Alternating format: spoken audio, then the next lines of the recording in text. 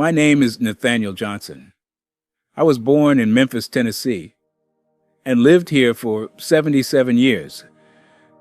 This life experience made me aware of a sin I didn't even realize I had committed, one that might send you to hell too. So listen carefully. To make you understand, I need to start with this story. I was 14 years old when one day I went to the neighborhood store to buy a bottle of soda. The white woman at the counter gave me a look that made me feel something was wrong. Even a simple look can tell a lot to someone that young. Within a minute, a police officer came into the store, twisted my arm, and pinned me against the wall. "What did you steal?" "Empty your pockets," he demanded. All I had on me was that bottle of soda, but I knew explaining wouldn't help. That moment burned itself into my mind. That day, I made myself a promise.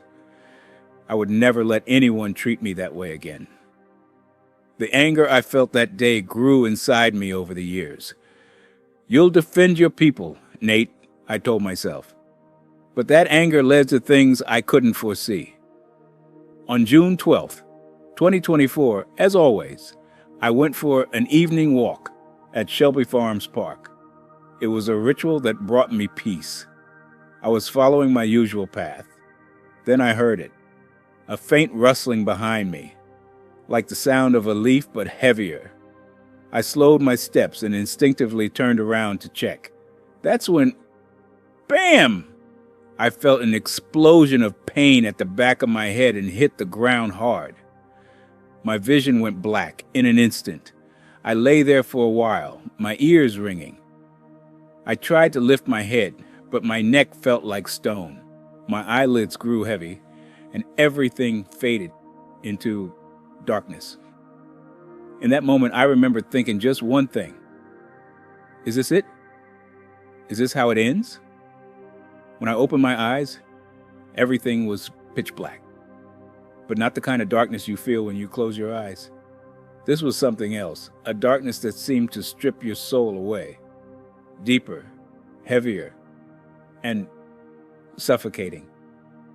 I lifted my hand toward my face but couldn't see it. Then I heard a sound, a faint chirp, chirp. At first, I thought it was a bug. But no, it was something deeper, more human-like. Moans and murmurs began to echo around me, whispers coming from both far and near. I felt someone breathing right next to my ear. I turned sharply, but no one was there. This must be a dream. I need to wake up, I said. But I couldn't wake up. I began to walk through the darkness. Was I in empty space, or was there ground beneath me? I couldn't tell. Then I heard the rustling again, but this time it came from multiple directions. It felt like something or someone was circling me. That's when I saw them. At first they were just shadows. Then my eyes adjusted. Red, glowing eyes, like those of a rat, but sharper. The silhouettes moved quickly. One of them stopped right in front of me. It was a creature, bat-like wings, long, sharp teeth, and clawed hands, resembling those of a human. The most terrifying part was its ears. One was torn and the other was unnaturally large.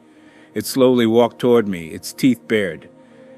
Bits of flesh hung between them. This must be a nightmare. It has to be a nightmare, I said. But my feet were frozen.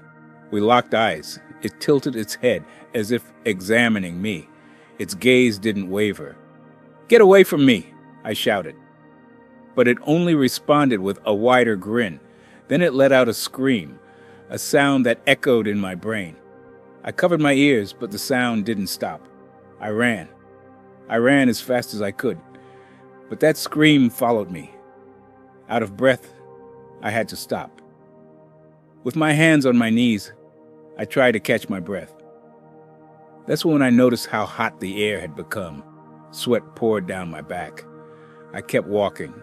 The ground, which had felt like dirt, now burned like hot metal. The soles of my feet were on fire. Ahead of me, I saw something. A mass of people. I was in a place that looked like a junkyard. Burning books, broken bottles, rusted metal pieces, and rotting food littered the ground. But what caught my attention most were the people writhing on the ground. They were naked, their skin burned and blistered. Some crawled on their stomachs, while others knelt in prayer. I walked through them. After running for a while, I came to a stream. But this wasn't an ordinary stream. The water was green and bubbling. Foam and bubbles popped, releasing a sharp, acidic smell that burned my nostrils. I stopped at the edge and looked down. There were people in it. These people flailed and screamed, raising their arms for help. But this wasn't water. It was acid. I watched as their skin slowly peeled away, melting into the liquid. Their eye sockets emptied, leaving hollow voids. At that moment, I collapsed to my knees, clutching my head in my hands. No, this can't be real. This isn't real. This is a nightmare. God, I need to wake up. I need to wake up. I heard a woman's voice. She was crying by the riverbank. Her hands were covering her face. I ran toward her. Hey! I'm going to get you out of here, I said. But she lifted her head and looked at me. Her eyes were gone. She stared at me with empty sockets and said, "No one gets out. No one gets out." A chill ran down my spine. This place, what was it? Was this hell? I stared at the river for a while. A man caught my attention in the water. I knew him. I definitely knew who he was. He was one of my students back when I was a high school teacher.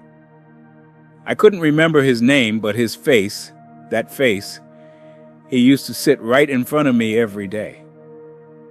I always kept my distance from him, because he was white. "What are you doing here?" I asked. The man looked at me.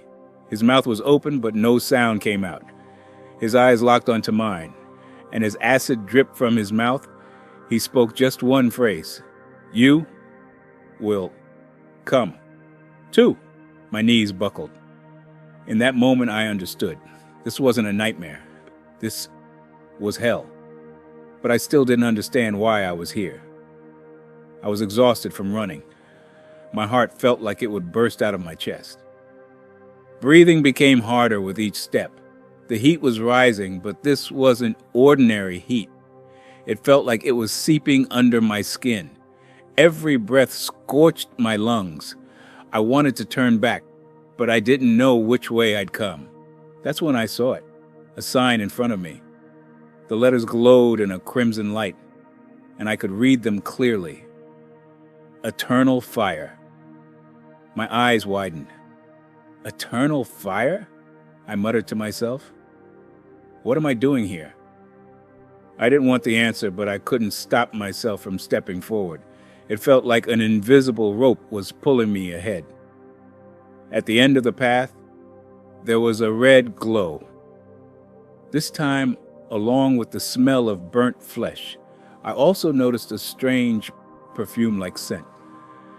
It was a mix of perfume and burning coal. Nauseating. I moved toward the glow. When I reached it, I saw a stage. Yes, a real stage. Bright lights, fog machines, and a screaming crowd. But these weren't cheers of excitement. These were screams of pure agony. In the middle of the stage, someone was dancing. The moves were familiar. I watched for a few seconds, and then my breath caught in my throat. Is that Michael Jackson? I rubbed my eyes, but nothing changed. It was Michael. He was doing his famous moonwalk, but his legs, his bones were visible. It was grotesque. To be honest, I wasn't even surprised to see him there. As I kept walking, I noticed something even stranger, another sign. There was another inscription under the sign.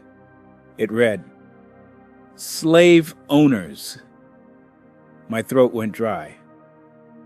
I took a few more steps forward and heard the sounds. The clinking of chains mixed with the sound of something dragging across the dirt. A scream echoed, a raw, wet scream. I slowed my pace. What I saw made my stomach turn. There were chained men. Their skin was pale, but their bodies were covered in black marks. Their arms and legs were bound in chains. Their backs were scarred with open wounds and deep gashes. One of them had black liquid oozing from his shoulder. Another was writhing on the ground, yanking at his chains. I'll never forget the look on their faces. Pure helplessness and fear. Then something caught my eye. One of the chains on the ground stopped right in front of me. The end of the chain was tied to a man's ankle. He had gray hair and sharp facial features. His jawline was familiar. Too familiar. My mind clicked. Is that Andrew Jackson? I muttered. That face. It was the same face from the history books. The portrait that hung in every classroom. I recognized him instantly. My breath hitched for a moment. At that moment, the man pulled at his chains, trying to stand. His eyes locked onto mine. "Get me out of here! Get me out of here! I'm a president!" he yelled. But no one cared. A shadow loomed over him. A demon approached, holding a whip in his hand. With a deep, guttural growl, the demon hissed, "There's no presidency here." The whip cracked through the air. Andrew Jackson's screams echoed in my ears. I turned and walked away. My eyes stung, but I didn't look back. Something inside me broke. For a brief moment, I thought, this is right. This is what he deserves. But I didn't want to admit that to myself. That thought, it was the same anger I'd felt as a child. I kept walking forward. This time, I wasn't as afraid. Because I understood something about this place. Everyone here was getting exactly what they deserved. But then I asked myself a question. What about me? What am I doing here? The darkness ahead was denser than before. But I knew one thing. This path was leading me somewhere. And no matter what, I was going to keep walking. I reached an open space. Suddenly, everything around me widened. I looked up. There was no ceiling. But I could see things moving in the darkness above. I saw the shadows of winged creatures. Growls echoed from all directions. When I turned around, I saw them. They were bigger and more terrifying than the creatures I had seen before. Demons. These creatures surrounded me in an instant. Their red eyes glowed in the dark. Some stood on two legs, others crawled on all fours. A few of them had long, twisted horns. One of them stood right in front of me. Its hot breath burned my face. It licked its teeth with its long, disgusting tongue. What I saw in its eyes was enough to pierce a man's soul. In its eyes, I saw hatred, rage, and something even worse, amusement. It was having fun. "You belong here too," it roared. But then something happened. Images from the past week flashed before my eyes. The first scene. My daughter, Rachel. We were sitting in a kitchen that day. She was holding my hand, trying to tell me something. "Dad, I want to get married," she said. I was happy at first, but then she showed me the boy. He was white, and I opposed it. Her eyes filled with tears. "What does it matter, Dad?" she said. I gave her a hard look. "Forgive me. Please, God, forgive me. I'm not like this. I'm not like this." Tears streamed down my face. I started crying like a child. I pressed my face to the ground. "Please, please." It was a mistake. "Please, ... Chains tightened around me from every side. Breathing became harder and harder. The laughter of the demons echoed inside my mind. This will last forever, I told myself. This pain will never end. The tears that fell from my eyes sizzled on the hot ground. I pressed my head against the ground. God, if you can hear me, get me out of here. Please, ... At that moment, everything stopped. The laughter ceased. The clanging of metal chains fell silent. The first thing I noticed was the silence. Then I heard a sound. The moment I heard it, tears streamed down my face like a flood. That sound, it carried every truth I had ever known in my life. I lifted my head. There was a figure within the light. It was slowly approaching me. Even with my squinting eyes, I could see the outline clearly. Dressed in white, arms open wide. His face radiated such peace that looking into his eyes felt like a child gazing into their mother's eyes. "Who are you?" I asked, though I already knew the answer. He was Jesus. My heart knew it before my mind did. As long as you continue to hold on to hatred, anger, and prejudice, your soul will remain chained, he said. His voice was soft, but each word carried weight. I dropped to my knees. I was just defending myself. I didn't know. You knew, Jesus said. You always knew. You ignored every sign that was shown to you. You mistook your anger for justice. You mistook your prejudice for protection. Those words shattered my heart. I fell forward onto my knees, my face pressed to the ground. Everything came rushing back to me. The student I yelled at in class, the moment I judged my daughter instead of hugging her, the cold distance I kept from my white students. All of it. Every one of those moments was a chain I had forged myself. I was wrong. Forgive me. I sobbed. My words were broken, but every word came from my heart. Jesus placed his hand on my shoulder. It was warm and full of peace. At that moment, I felt the chains fall away.